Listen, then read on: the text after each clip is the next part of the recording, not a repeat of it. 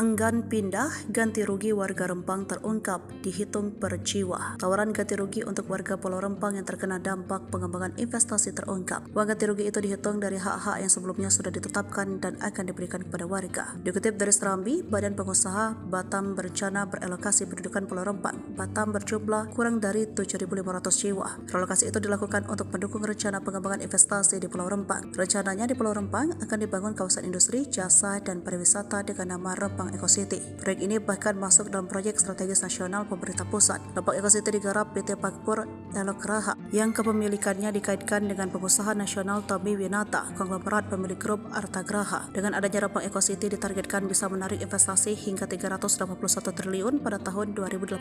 Namun rencananya tersebut mendapat penolakan warga sehingga terjadi bentrokan. Bahkan anak sekolah yang masih melakukan aktivitas belajar mengajar terpaksa dihentikan. Menteri Investasi BKPM Bahlil Lahadalia menyebutkan ganti rugi warga Rempang yang terdampak investasi akan disesuaikan dengan aset yang dimiliki oleh warga tersebut. Dia menjelaskan uang ganti rugi yang disesuaikan itu dihitung dari hak-hak yang sebelumnya sudah ditetapkan dan akan diberikan kepada warga. Rincian ganti rugi yakni tanah seluas 500 meter persegi sudah dengan alas hak rumah tipe 45 seharga 120 juta rupiah, uang tunggu transisi hingga rumah jadi sebesar 1,2 juta per jiwa dan uang sewa rumah 1,2 juta. Yang kali ini harus saya sampaikan adalah bagi warga yang memang alas haknya sudah ada dan bangunan itu bagus, yang bukan tipe 45, beber Bahlil saat meninjau Pulau Rempang. Contoh, bangunannya bagus, tapi ternyata rumah itu dihargai 350 juta. Itu akan dilihat oleh KJPP, Kantor Jasa Penilaian Publik, dan selisihnya itu akan diselesaikan oleh BP Batam, kata dia lagi. Menurut dia, ganti rugi tak hanya mencakup rumah saja. Pemerintah juga menawarkan ganti rugi untuk kepemilikan lainnya, termasuk dengan keramba, tanaman, sampan, semua ini akan dihargai secara proporsional,